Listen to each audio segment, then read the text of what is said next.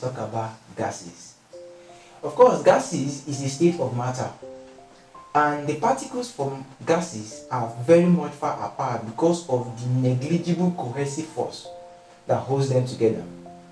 Gases as well are in constant random motion, hence they collide with each other and they have no definite volume, they have no definite shape.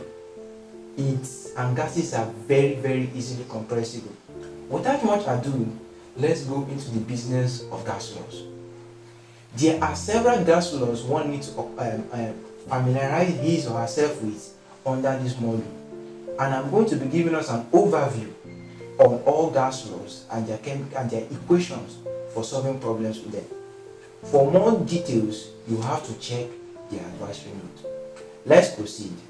The first gas law is Boyle's law, and Boyle's law states that for a fixed mass of gas, the volume of the gas is inversely proportional to its pressure, provided that temperature is left constant.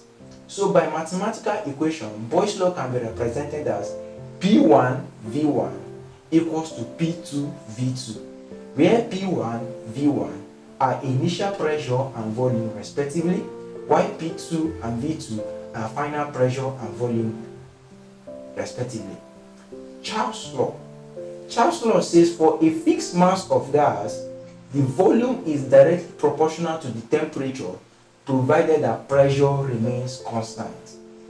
Mathematically, Charles' law is represented as V1 over T1 is equals to V2 over T2.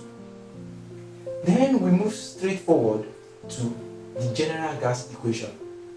The general gas equation is simply a combination of Boyle's and Charles' law. When you combine Boyle's and Charles' law, mathematically you get P1 V1 over T1 is equals to P2 V2 over T2.